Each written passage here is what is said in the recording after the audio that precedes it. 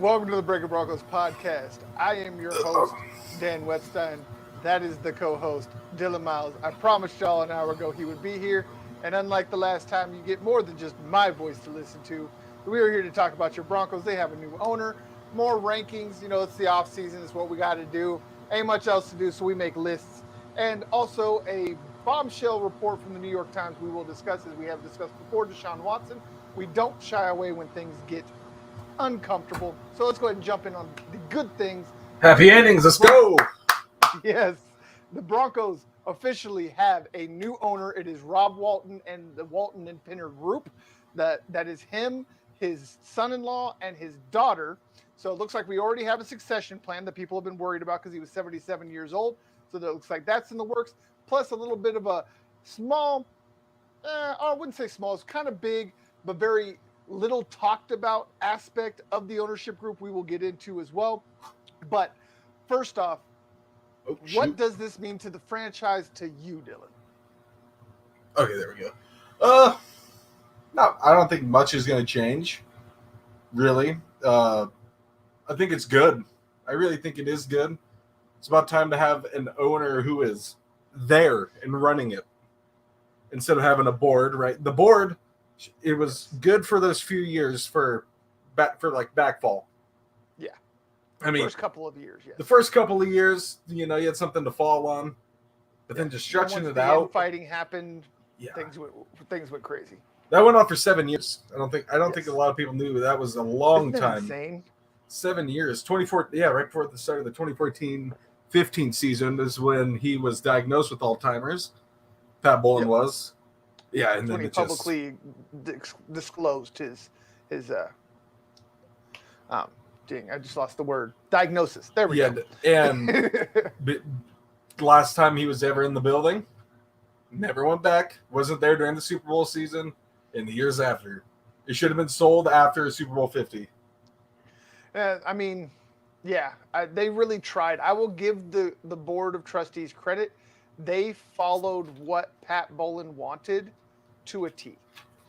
It ended up spiking the franchise at the end, but they did everything in their power to honor his wishes. Unfortunately, his children didn't do their part to keep it in the family. So this is where we're at. And this is exactly why we were talking about from the get-go. Follow the money. This team is going to get sold. Unfortunately, Brittany, she did everything she needed to do to get the role as the owner, but the rest of her family just would not agree to it because they knew that once this team sold, it would be selling for a record amount. This is double what any other franchise in America has ever sold for. The next highest number was $2.25 billion, and that was the Carolina Panthers. Yeah, the Panthers.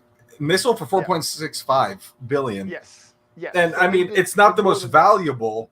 A lot of people think it's the most valuable team. It's not. It's the most valuable team sold.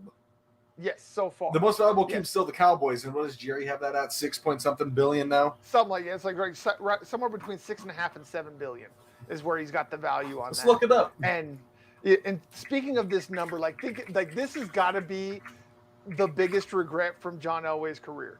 Back in 1996, when he got I his read last that this morning. extension, yes, he was offered a 20% stake in the Broncos. That 20% stake would have been worth $930 million today. Can you imagine? And I think he signed something like a $30 million contract at the time. For a GM? No, for a quarterback. Quarterback. This was his last extension in 1996. The last 2-year extension he got. It was a 2-year, like $30 million contract with like $15 million guaranteed. Yeah, that sounds about right.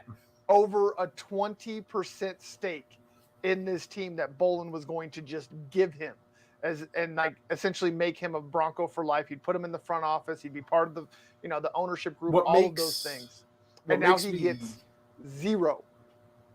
Yeah, what makes me kind of mad about that is you even hear him say in those America's Game documentaries, how, like, just whatever NFL films thing happens, he's like, it wasn't about the money towards the end. And I go, I mean, right. yeah, but you if you didn't take that $30 million contract, it wasn't about the money. You could have still played football, and you still would have got a payday. Years down the line, don't get me wrong. Generational wealth. Yeah. Like, that would have set your family up for the next, like, 50 generations. Just that one move right there. Yeah, and think of that inflation. I mean, that's got to stick in that man. I mean, obviously, he's not hurting for money. Between his restaurants, the money he made, not just and now still working there, sponsorships. Yeah, he's still the president and CEO, getting millions of dollars a year from that job. So the Cowboys were worth 6.5 exactly 6.5 billion. 6.5. Okay, nice. So we were both right. We were right in the middle there. Right in there. Yeah, I knew it was somewhere, and I just didn't know the exact number. But yeah, it's insane how much that team is worth, even though they haven't won anything since Bill Clinton was in office. But I digress. Oh, it was Bill Clinton, wasn't it? The biggest thing that this means for this franchise, though, the thing I really wanted to drive home was the Broncos now have the most wealthy owner in all of American sports. The third most wealthy owner in all of sports in the entire world. There's only two people. One is an oil tycoon from Saudi Arabia, and the other one's some billionaire from India that owns a cricket team. Wasn't it the Saudi guy was a soccer owner, right? Yeah. The Saudi guy owns a soccer team. That's what I was. The United Arab. Oh, is it the Emirates? Team? The Emirates team? Yeah. It's either the Emirates or whatever teams from Saudi Arabia. God, dude, that guy has Emirates. Yeah, that's Saudi Princess. Emirates Prince. Planes. Quick off topic though. There's a clip we saw. There's a Saudi prince that we watched somebody play against on Dota, and this guy, you just look at it, how you can see how much money he spent by just looking at his profile. I was like, dude, he's gonna drop millions on this. But the main reason why I bring up the fact that they have the richest owner is that you no longer get to worry about contracts, like the whole Russell Wilson thing. Like everybody's, $200 million. Okay, it doesn't matter. They have the money. The salary cap doesn't exist. The LA Rams. Yeah, you just saw what the Rams did. Convinced me. Yes, they have officially convinced me the salary cap does not exist. Dude, that's what we were saying. Saying them, the Chiefs, the Bucks, all of them. It's like they're just playing Madden without cap space on. And now we can do that. Okay, sorry, I want to bring this up because speaking about the Rams. Okay, the reason I want to bring them up and hammer on this point is that y'all remember that Stan Kroenke's the one that's paid that $5 billion out of his pocket to build that stadium, SoFi Stadium, with no taxpayer money. Okay, he's worth $7 billion. The Broncos' new owner is worth 10 times that. Suck it, Kroenke. Right? Like he's worth Go Avs. 10 times that man's worth. So if Kroenke was able to finance a $5 billion stadium with a $7 billion net worth, what do you think the Waltons are going to do with the Broncos' new stadium with 10 times the amount of money. That State And we Farm already pays. know where it's going to be. We saw them them receipts. Yes, they bought a compound in Cherry Creek, and they bought a bunch of land, undeveloped land, just outside of the airport. Let's So go. all this retardedness that I've seen about people asking, well, will the Broncos play at Folsom Field? Okay, you're an idiot. Number one, to even ask that question. No NFL team is going to go to a college stadium outside of the LA Chargers, who went to a soccer stadium. Okay, that's not happening. The Broncos are not going to play at Folsom Field. It's not necessary.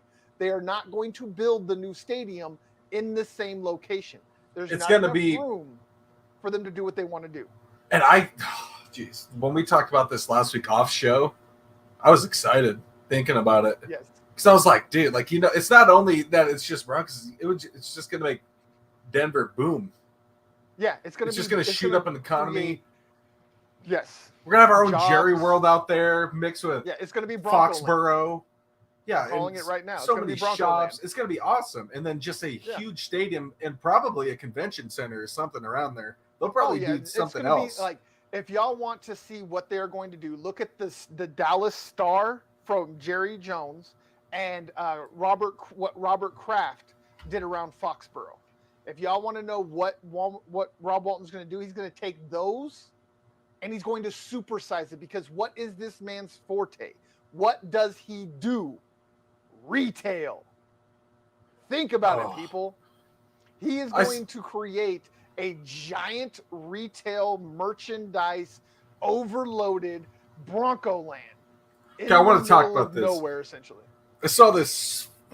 I almost said it. This stupid article this morning, and it was like, what Broncos Uber and Rob Walton plans on doing, and it was like making like essentially like something like that, like Foxborough, but what's around the stadium now.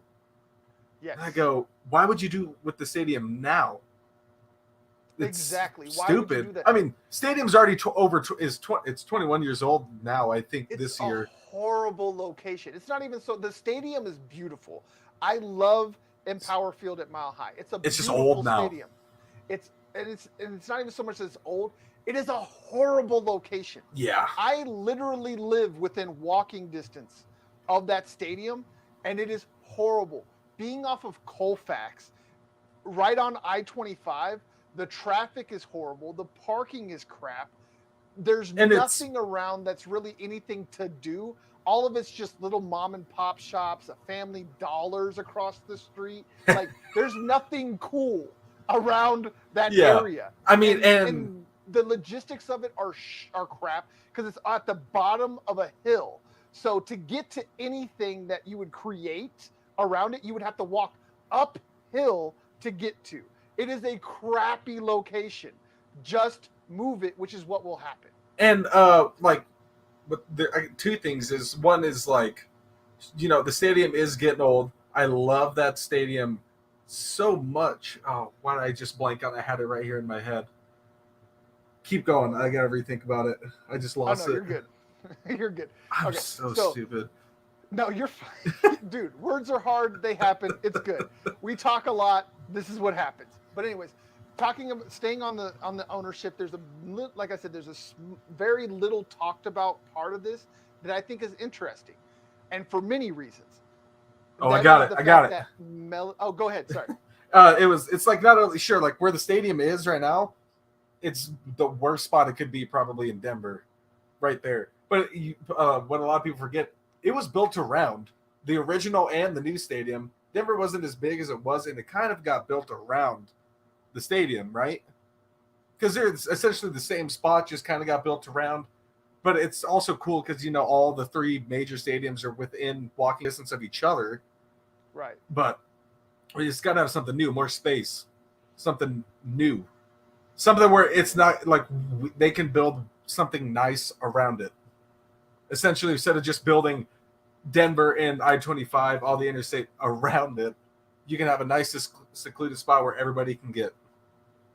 Yep. And yes, 20%, really, Chris. That's how much they were offering him. But just want to get to those comments real quick. Appreciate y'all. Whoever just came in, please leave us a like. We'd appreciate it. And this one right here, really appreciate you, Chris. We do take a lot of pride in what we do, so we appreciate the recognition in return. But again, I agree with all of your points right there, 100%. But I really want to get to this next part of the ownership conversation because, like I said, there's some really interesting parts of it, which is the fact that Mellody Hobson will be a minority owner. We unfortunately don't know how much of a stake she has in it, but she's got an obvious real stake. My thing is, do you see this as the token black person scenario? Maybe a bit of both.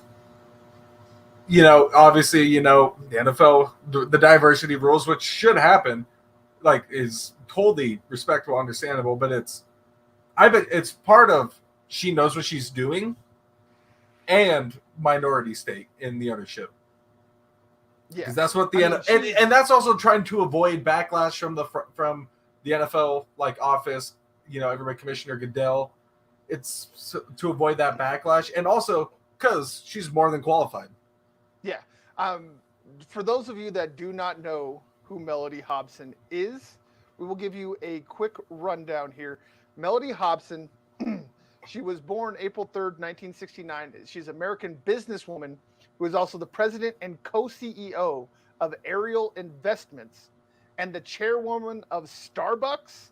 And I'm sorry, what was the other company I know she's one of the world's 100 most. I thought it was just Starbucks. No, it's Starbucks and something else. The chair to the board of directors of Starbucks. God dang it. DreamWorks Animation. She's the former chairwoman of DreamWorks Animation. And for all of you geeks out there, she is the wife of George Lucas. No, why are we clapping boo? Did you ruin Star Wars? Lucas didn't. Yeah, I know. It was Disney. Hey. He ruined the old ones by putting shit CG in the original movies. He kind of did, But you did have to do it. It was perfect. That really wasn't also his. Yeah. It was what he was kind of contracted to do, and it ticked him off, and so he overdid it, just as a kind of a middle finger to the people that made him do it. So there's a little bit of a nuance there. With all that is, oh come on, George Lucas. Yeah, when he redid all the CG, like you said, it just looks awful now. And you can't watch the original online anywhere without pirating it. Just so you know. Nope. Yeah, you can't. We have the original tape still. It's still here. He says, I got the original. I got it. We got the original VHS. All right, I see a couple of new people. We appreciate y'all. Make sure you hit that like button. Hit the subscribe if you haven't already. And the bells, so that way you get notified every time we are here and live. There's also another person in there that I saw today that Walton has talked to Peyton Manning about having stayed in there. Yes, I was going to get to that here in a moment. But the reason I wanted to bring up Mellody is because I do agree with you. I think it's a bit of both. I think that the Waltons were looking for a minority person to add to the ownership group because they knew that would incentivize the NFL to take their bid. Because we talked about how the NFL has talked ad nauseum about adding a minority owner. Unfortunately, she's not the majority owner, but she is a minority. She does have a big stake in it. Yeah, she doesn't have a huge stake. We don't know how much, so we can't really say it's big or small. We just know she has a stake. Enough for her to be talked about. And it's like we said, she's legit. She's been a chairwoman of major multi-billion-dollar companies. Starbucks, DreamWorks Incorporated. So she knows about marketing. She knows about how to get fans in the seats. And sales. All of these things. And sales. Thank you. Yes. So the woman knows how to make money. She is on the list of the top 100 most powerful women, not black women. She is not just powerful for being black. She is powerful for being a powerful woman. So I really look forward to seeing how they use her. And I look forward to seeing how she uses the man you just brought up, Peyton Manning, as the face of the franchise. Hopefully going to meet that man in February. Yeah, have I told you about that? What's that? I might be able to meet that man in February. Really? No, you Peyton didn't. Manning. Oh, I thought I told you. No, I was telling this to my manager the other day. I thought it was you. Okay. My dad's having this conference in Loveland at the embassy right next to Budweiser. Okay. And they somehow got him to come and speak. Nice. Hey, you know what you should do? You see if you can get an interview with him. I'll try it. To bring on here, that'd be epic. I'll just be like, yo, we got slots Just anytime. Slide my anytime, DMs. any day. Right? Just slide in them DMs. If it's got to be 5:30 in the morning, we'll wake our booties up and we will get on for Peyton effing Manning. Any day, anytime. I'll probably cry. Y'all do it. I'll probably cry right in front of him. Like, hey, man. Do you know what you mean to me? I don't have one of your jerseys. I need to go buy one now. Right. Even though I don't think we're going to get an interview after that. But yeah, anyways. No, I'll cry. He'll be like, I don't know what's going on. Next in line. His handler will probably kick me off. Right. So moving on from ownership, talking about rosters, the Broncos were ranked by ESPN as having the best offseason in the NFL. Definitely. Do you agree? Definitely. Okay. Why? The next closest is the Rams. Of course. At this point, after what they've done, I think they've snuck up there. F them picks. Right. Yeah. All day. God, dude. Who would have thought? But yeah, no, definitely number one. I mean, look at all the people they brought in. Russell Wilson, baby. Let's go. You're able to get Cortland Sutton and Tim Patrick to restructure the contracts. You're able to get DJ Jones. You're able to get Randy Gregory. You get Nick Bonito in the draft. Greg Dulcich in the draft. All these people. That's not even half of them. There's a lot of names I left out in there. Just keep going and going and going. I could keep going, but like just the big ones right there you go. They definitely did. And coaching. Yeah. The only thing I disagree with ESPN is the first sentence when they're talking about the Broncos. They say, what went right? After watching their playoff hopes collapse once Teddy Bridgewater went down injured in December. What? The playoffs were dead once Teddy Bridgewater was named the quarterback. What are you talking about? Damn, we weren't that far out though. I forgot that. We were 2 games behind of the Colts. Technically. Yeah. But did any of us really sit there and was like, yeah. Yeah, no, but I was just sitting there. I'm like, playoff. I'm like, what the hell are you talking? And I go, oh, yeah. We were up there until that Chargers lost in 16. Oh, my God. Like, dude, it was never – I mean, honestly, after the first 4 games, did anybody believe that team was any good? I mean, we thought the defense was good. No, because I just watch individual plays for the past 4 years. Right? Like, I'm like, yo, dude. Yo, Javonte goes. Javonte slaps, dude. Yes, all day. That's literally all I thought last season. Javonte, God. I do think the Broncos did have the best offseason, and it all started again, as we all know, with Russell Wilson, and then it just avalanched from there. I mean, again, God, do you remember that day? Nauseum. Oh, man, I do. I remember because we were texting each other that morning. It was like, well, like, we both were like at the point where like, yeah, Aaron Rodgers wasn't coming. Like we kind of came to that conclusion. So we're like, I mean, I guess we could run it back with Drew when we're here. that was the conversation. Right. And then like that was the night before. And then we woke up, I'm hanging out. And then it's just all about the Aaron Rodgers stuff. I'm like, all right, yeah. Yep. I saw that coming. Like 20 minutes later, I get like a notification on Twitter.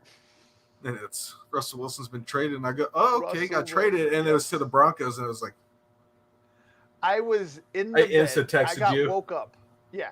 I got woke up to my phone exploding between Twitter, Instagram, Facebook, text messages, and phone calls. I thought my phone had malfunctioned.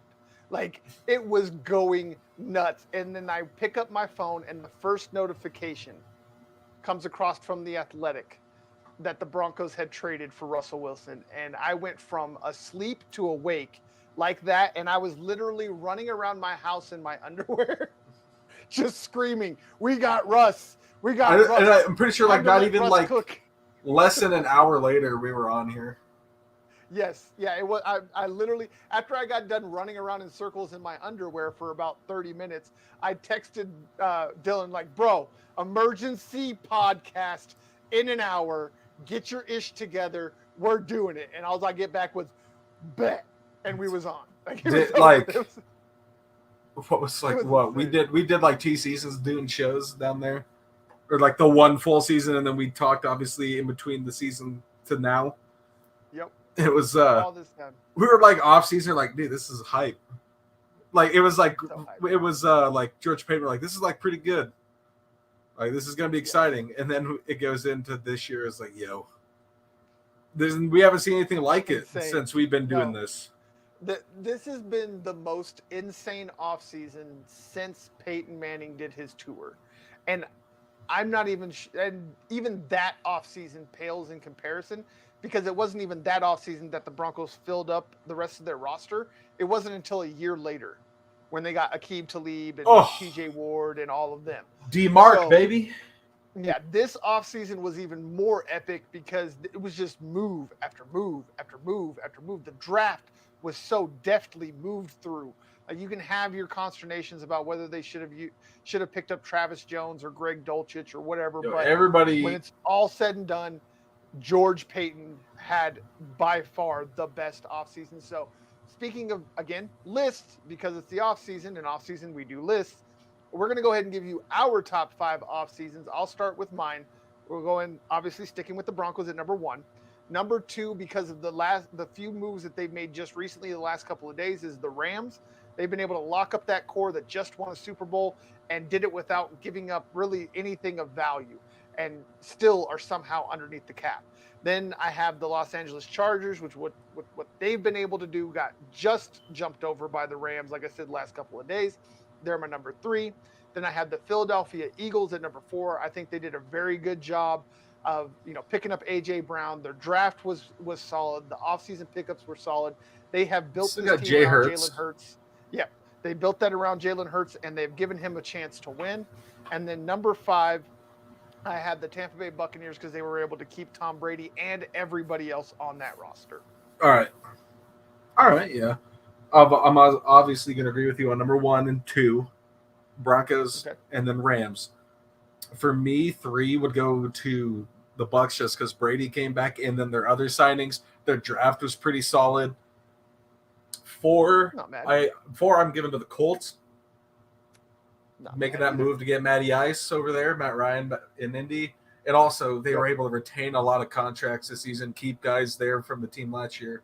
You have Jonathan Taylor. They were my 6. And they had a pretty good draft, too. Their draft surprised me. And 5, I go with the Chargers as well. Not a bad list. I ain't mad at those at all. I completely get how you flip those up. Colts were my 6, and so completely understand that.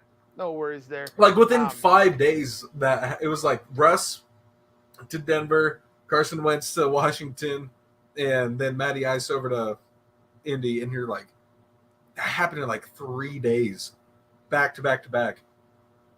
Yes, that was insane. But speaking of lists, again, we just both agreed Broncos had the best offseason, and PFF ranks the Broncos as the most improved team this offseason. So we both agreed on the last one. Do you agree with this one? Yeah, I'd say most improved. I think definitely. Russ is the big acquire there. That's the biggest improvement that you needed and you got. I mean, that just sets the tone for your offense. You had the pieces on offense. Oh, my cam just unplugged again. You have the pieces on offense, and you just needed to fill that. There's the 2 holes. You had your gaping hole at quarterback and your sort of like tear starting to come in at right tackle. Now that's the gaping hole. Now that Russ has filled that other hole at why did I say it like that? You fill that hole at offense. 12-year-olds, leave us alone. know. And that's the big part. Defense had basically all the pieces there. The only one we were worried about was depth at corner. Because depth at corner last year wasn't the hottest. And they went out there and did that in the offseason. And free agency was big this year. That's always where they hit it right. Even when John Elway was in Denver still as a GM, he always hit free agency perfect. It was his drafts. And now you have the best of both worlds with George Payton, who's able to do both. He's hitting left and right. on free agency, and then just these draft picks last year. His guys just produced so much. Yes, I agree. Now, although I agree on all of those things, You're still gonna disagree with me, you asshole. I am about to disagree with you, and it's probably going to come as a bit of a shock to a lot of people. But to me, the key word in this is key words are most improved.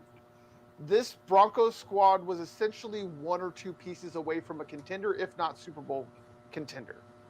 My biggest jump in improvement is going to be the New York Jets. And I say this for many reasons. Their draft was insane. I mean, these guys got Garrett Wilson, Breece Hall, Ahmad Gardner, Jermaine. They had the best draft, definitely. By far. They hit their first 4 picks in the first 2 rounds were all first-round graded picks, period. Like, without it was absolutely insane the way that they were able to work through that draft. And then they brought in C.J. Uzomah, the tight end out of Cincinnati, Minnesota's Tyler Conklin, 3rd-round pick Jeremy Rucker is going to help Conklin with that offensive line. So they got Sauce Gardner, DJ Reed came over from the Seahawks. It's the things they've done to build this team around Zach Wilson are exactly what you want to do when you have a young quarterback. And they're doing the opposite of the other New York team, the New York Giants, on making sure that they make their young quarterback as successful as possible. If Wilson strikes out this year, he has no excuses. He's got wide receivers. He's got running backs. He's got a stingy defense with a coach that knows how to call a defensive game plan. Robert Saleh is legit, and I love that man as a coach and a person. So to me, the New York Jets have made the largest jump because they went from also ran, nobody cares, nobody wants to watch your crap, to, you know what, this team could surprise and actually make a playoff run. Yeah, and I'm pretty excited. Like we dog on the Jets a lot, and for a very good reason. Yes, everybody does. Like, you can't say we can't dog on the Jets, dude. Even the Jaguars can dog on the Jets. Like, that's just how bad they've been. Yes, yeah, the Jets, they've always been so bad, so bad. Oh, you froze? Okay, there we go. Did I? Yeah, Am I still we're frozen? good. Can I move? Yeah, you're good now. Okay. It's probably just on my end, but it might have been. I don't know. It's going to be pretty exciting to watch. I'll definitely tune in some games. I mean, I'll say I think this year he gets 2 seasons. I think he's got 2 seasons. He gets this season, like, for the team to mesh, because this is basically a brand new team completely. You're talking about Zach Wilson, right? Yeah, Zach Wilson. Yeah. Sure. So this is like a new team completely, and I will. If things don't really start to click this year, I don't see it as that big of a deal, as long as you see improvement, which I definitely think they will. And then at the very least, you're going to get improvement. Yeah, and then you get to the 2023-2024 season, the season after. That's when it's all or nothing. Yeah. Because, I mean, I know a lot of people want to point to, like, Zach Wilson and all the interceptions he had. I think he had a game where he had, like, 6 interceptions in one game or whatever. Almost beat Peyton Manning's record. Yeah, that's what I'm saying. Like, Peyton Manning still holds the record that he was unable to beat, okay, for the most interceptions by a rookie. So, take it with a grain of salt when you have a rookie on a really bad team. Throw a lot of interceptions, especially when he doesn't have any receivers to throw to. Name one receiver that caught a pass by Zach Wilson off the top of your head. You can't do it. Oh, no, I was about to name one from the season before with Darnold. Right? But he followed Darnold to Carolina, because I bet you I know what you're talking about. Yeah. You're right. That is like, who I was going to say. Name a running back that was on New York's roster last year. Frank Gore was their leading rusher. Yeah, it was Frank Gore. The guy that just retired. Dude, all those memes about him retiring are so good. It was like, here's a picture of Frank Gore in his first NFL season colorized. Yeah, Frank Gore's not even a running back anymore. Isn't he a boxer now? Something like that. But it was like, here's a picture of Frank Gore's first NFL game, circa 1925 colorized. Right, yes. In black and white and everything. Yes. Epic stuff. I love it. I love it all. What is he on the all-time rushing list? Is he at 6? Frank Gore, I think so. I don't think he quite cracked the top 5. Career. Okay, no, he is not even top Nope, 5. he's not even. Yeah, let's see. Top 10 all-time leading rushers. Number 1 obviously is Emmitt Smith, then Walter Payton, Barry Sanders, Curtis Martin. 5 is LaDainian Tomlinson. That is an advertisement. 6 is Yeah, I'm Jerome going Bettis, through this. Is this Dickerson, right? I swear to God, he broke top Dorsett, 10. Jim Brown, Marshall Falk. I don't. Marshall Falk's 10 at 12,279. I swear he broke top 10. There's no way. Career How dated is rushing this? yards. Okay, this is saying he has 16. That's got to be off because he's saying he's got 16,000 yards here. Sorry, guys, we weren't planning to talk about this. That's why we're looking for things. No, yeah, Frank Gore's at 3 with 16,000. Yeah. I remember that. I was gonna say. I thought he was Just pretty say- high up there. Because I know he was in top 10. Yeah, because like he's just been around for too damn There's long. no way Marshall Falk was top 10. I know he was top 15, but he was Right. not top 10. Yeah, I was like, this thing's old. But yeah, 16,000 even. How about that? 16,000 How about O.J. Simpson? even. How about the Juice with 11K? Yep, at 4.3 yards per attempt. That's one of my favorite Chappelle bits, too. Where he's like, he met him at the restaurant and shook his hand, and then like all the people, his executives with him was like, how could you shake hands with that murder? And he goes, Dang. with all due respect, Sharon, that murder rushed for 11,000 yards. This just tells you how long the man was around. He has not had a 1,000-yard rushing season since 2016. But yet was still able to pile up 16,000 Right. yards. That's insane. This man he just was always so healthy. He's like, he was never, outside of that 1 year, what was it? Yeah, 2006, where he went for over 1,600 yards. He was never really special. He had another good season. He had that one. He had another good seasons. Yeah, he had that other one that I'm not saying to the level, but he had that one really good season. The year they lost the Super Bowl to Baltimore in 2012. Yeah, that was his second best season by 3 yards. That was his last season. 1,214. Was that his last season in San Fran, if I'm not wrong? Third to last. Last season was 2014, where he still had 1,100 yards. Okay. And that's when he went to Indy for 3 years, then Miami for 1, Buffalo for 1, and the Jets for 1. Man, went all over. Yeah. But think about that. You got like a 35-year-old running back was your starting running back for the Jets last year. At least And that leading man rusher. got to play in the Super Bowl. He deserved to win one, though. Yeah, he did. He got to play. I think, did he play in 2? I thought he played in 2. I thought just the one. Or no, just the one. Yeah, just the one with Colin. That's right. That was such a He fun was season gone. to watch that Niners team. Yeah, because he was gone the first Dude, one did that you- Jenny took him to. I don't think we ever even talked about this, Brooke. I just want to talk about this with you real quick, especially on the show, What's because this that? was interesting. We The got some extra Kaepernick, time. the Kaepernick with the Raiders situation. Have you seen any of that? I have seen that he got a tryout. Did he ever get signed? Not yet. He hasn't even. I don't even think he's done his tryout yet. Let's see. Derek Carr speaks on Colin Kaepernick.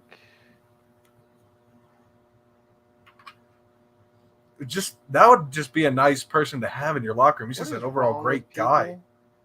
Colin Kaepernick transitions in order to make Carolina Panthers cheer squad. Why are humans such horrible things, such horrible creatures? It's just Republicans. Yeah, it is. It's the Babylon Bee. Yeah, It's not yeah. just- I it's not knew just exactly. Republicans. Yeah, it's- I was gonna say, I knew it's not exactly Repu- what it's the website that was when you evangelicals. said that. Yep. When you said that Yep. title.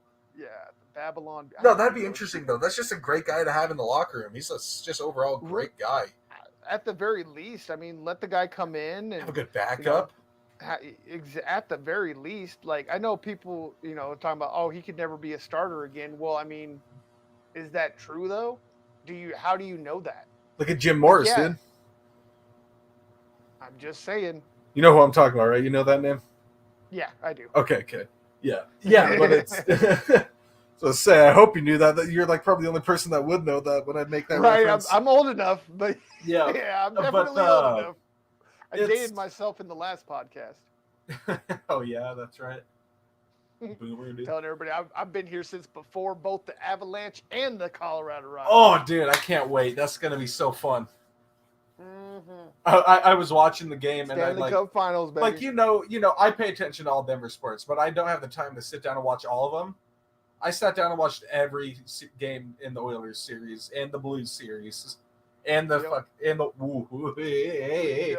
Wild busted series. it out again. Look at you, potty mouth. I'm gonna get some soap. It's just Tell your mama. that just shows you what kind of Mama day I've been Miles. having. About to get Mama Miles on you. Bad boy.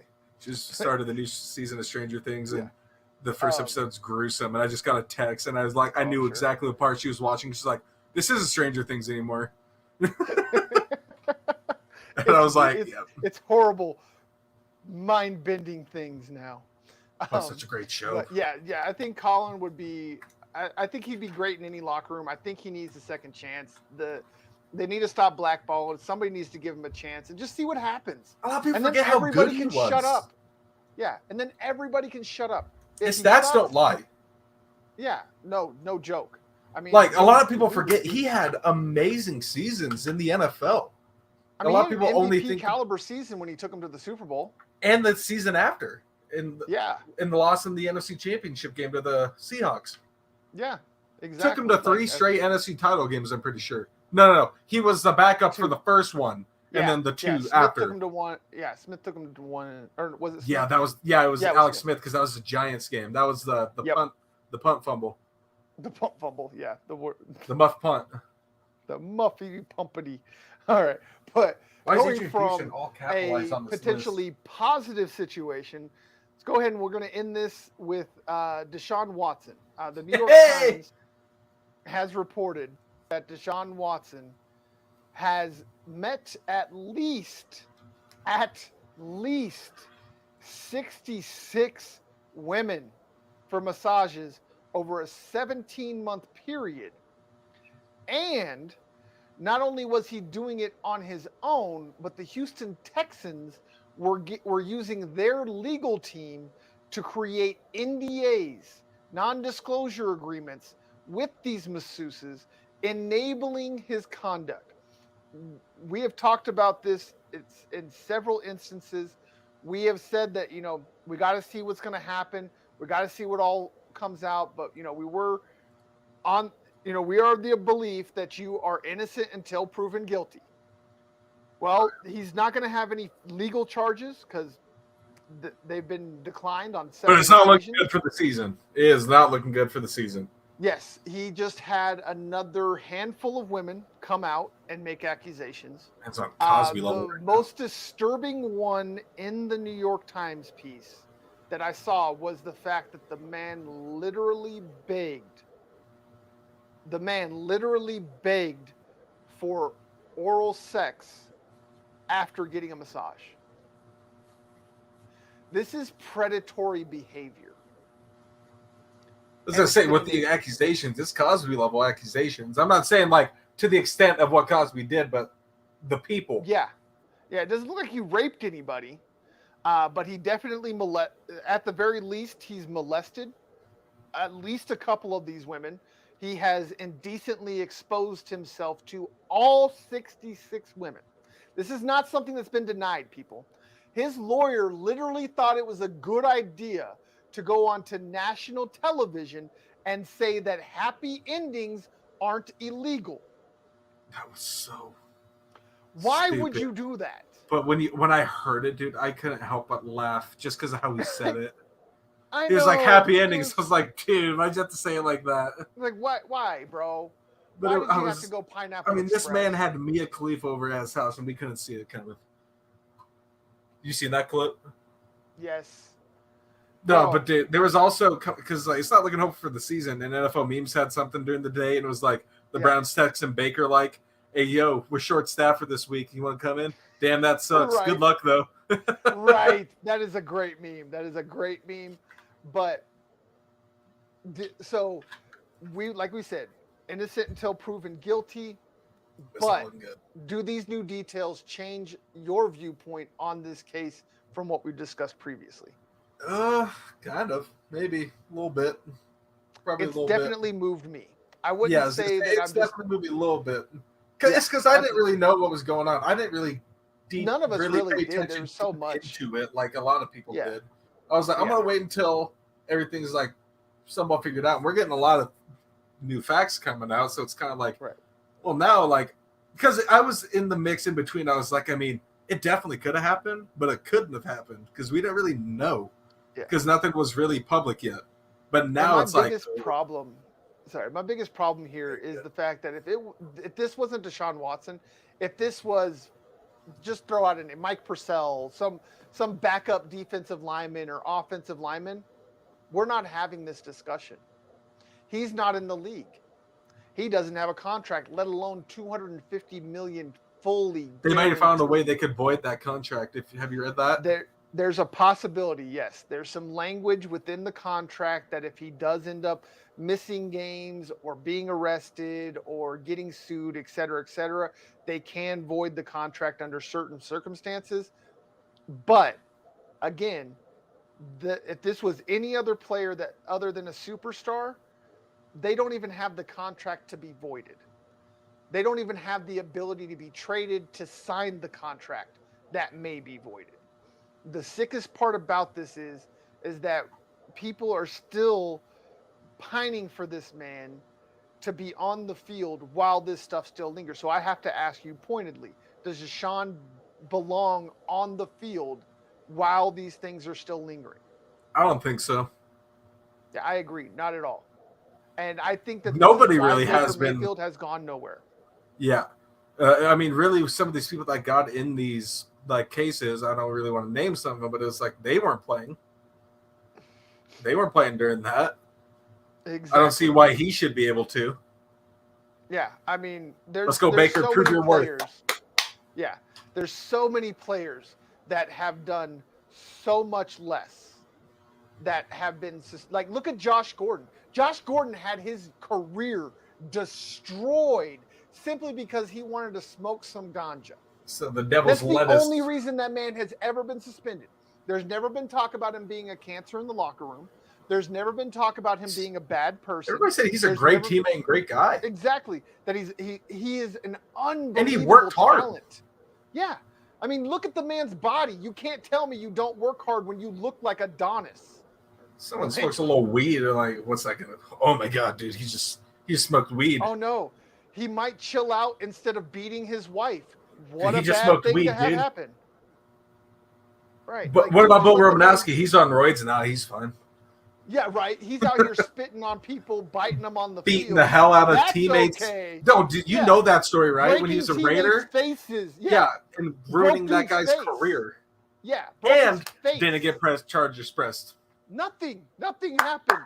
The man went on and won one Super Bowls back to back with the Broncos. Yeah, he won one with San Fran, two with the Broncos, almost won a fourth with the Raiders. Yep. But we all know Warren Sapp and John Lynch just dominated that season. Just dominated all of it with the racist as head coach. Yeah. Unfortunately, there's probably several racists with Super Bowl. That man's suing the NFL. I can't wait for that trial. Yes, that one better be live streamed. Okay, you want to talk about something that's going to be huge, that's not talked about enough? John Gruden's lawsuit could be the end of Goodell and Schneider. He could actually destroy those two men's careers and force the sale of the Commanders and finally force the NFL to fire Goodell. And freedom for Washington fans. Yeah, yes, finally for Washington fans, you can get a competent owner. And a new stadium that's bigger than the one you have right now. Have you seen that? Dude, they have plans for a stadium that would be smaller than the one they have now. Yes, that stadium's not that big. And Schneider's not broke enough for that. He's just so cheap. I mean, and that FedEx Field, I mean, dude, when that junk fell, when those fans almost fell on, wasn't it? Yeah, Jalen. They almost fell on Jalen Hurts. Yeah, when he was trying to give him a high five and the whole railing collapsed. Snapped. Bro, it just like 10 people fell into the tunnel. Like a twig. Yeah, it was almost 20 people fell, and like 2 people ended up going to the hospital. Thankfully, it was the lower part. Like it wasn't like the 10-foot high. But still 7 feet. It was about like a 6 to 5 foot drop. Yeah. Yeah. Like that stuff's insane. But yeah, like that Gruden lawsuit, if you're not paying attention to that, people, you need to, because that could be earth shattering for the That's NFL. the only time I'll root for him to win that trial. Right? Like, let the racists take down the other racists, because we all know Dan Snyder's a racist. We know it. You don't defend a racist name for decades and I don't think not be a racist. Goodell, I don't think Goodell's racist. He's just shitty at what he does. I just think he's a retarded rich white man. Yeah. He's just full of But he did have his, like, I'm not saying he was a great GM, but he had some moments that made me like him as a guy, like as a person. Yeah, I mean, he really, like... Dude, when he got drunk during the draft in 2020 at home. Flack that Goodell gets, like, he actually has done a very good job of reining in the craziness that was happening. Because if y'all don't remember, when Goodell was brought in, that was when Aaron Hernandez had done his crazy stuff. It was a matter of less than a decade since Ray Caruth murdered his wife. Oh, that is that same season. Yeah, that was the season of Ray Rice beating his wife. Yeah, it was. Oh, insane. I remember watching that video when that came out. Yes, yeah, it was an insane. And so, like, yes, there are still cases that we have here, like the Zach Stacy case where he threw his girlfriend into a TV and, you know, all that. But it's pretty much died off. It seems like more happens during the season than the off season now. Outside of crazy. Who's next in line for the GM? Do they have a guy next in line for commissioner? Yeah, sorry for commissioner, GM, commissioner. I don't think they have. They don't have anybody in. Because Goodell was next in line. He just got a 10-year contract like 2 years ago for like $50 million a year. So no, they're not thinking of anybody. The former commissioner Goodell was under his wing, so that's why he was next in line. Yeah. Tagliabue, wasn't it? It was Tagliabue, the last one, right? Yeah. And then it was to Goodell. Who I don't even know who would be. I don't know any names in that office like I used to. In the commissioner's office? Yeah. I don't. Dude, outside of Goodell. Let's get Pete Money for commissioner, then. Let's go. Yeah, Pete Money. Yeah. There's him and the dude from the Patriots. Oh, I forget his name.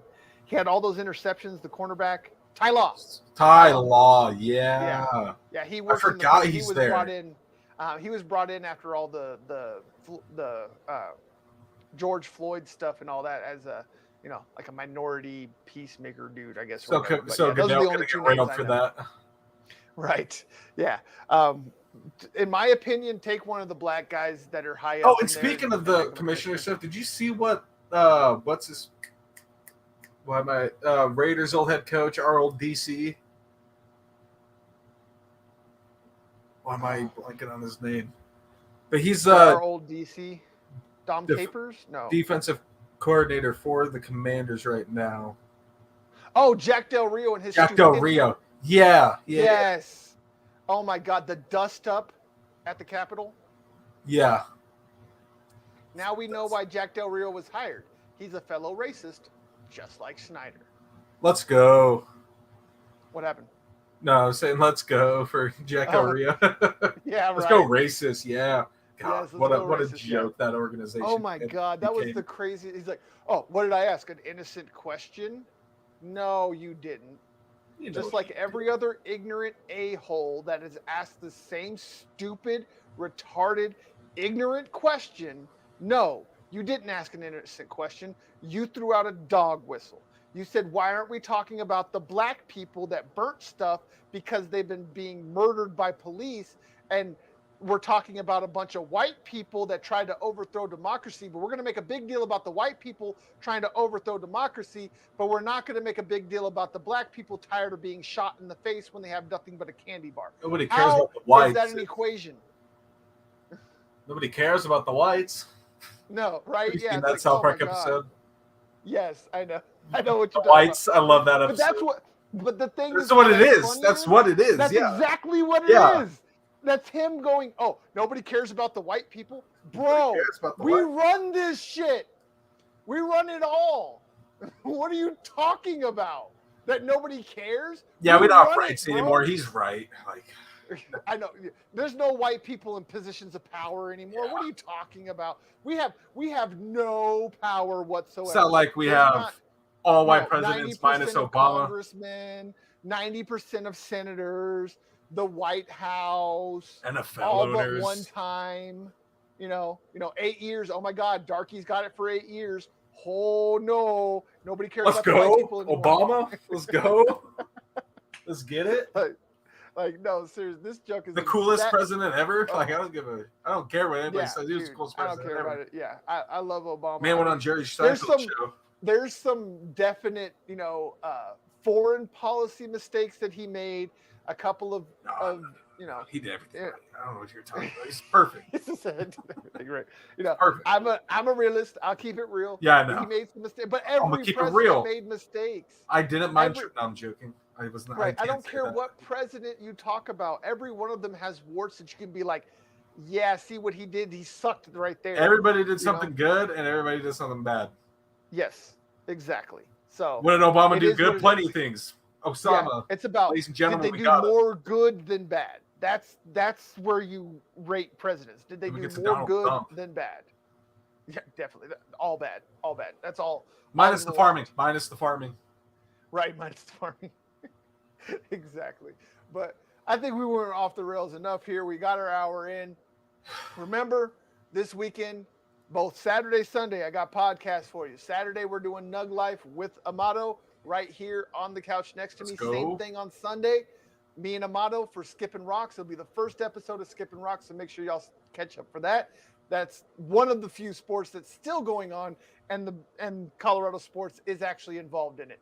Let's go. Hockey are the only ones left, and we only got about a week and a half left of hockey, so everybody enjoy it. Make sure y'all are checking it out. Check out Sasquatch Said from earlier today, where I talked about the Avalanche. If y'all are into hockey and want to hear more about the finals and the Avalanche, that is on the YouTube channel. Dude. That is on the Facebook page.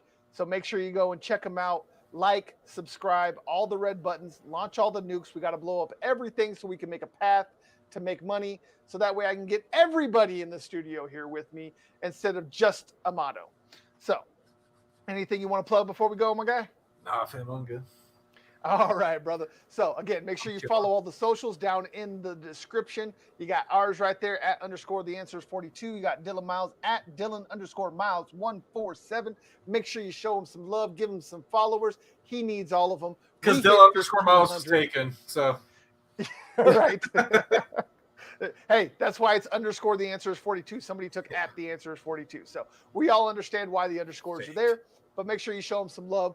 For the Answers 42 Media Network, Breakin Broncos podcast, don't question the blue.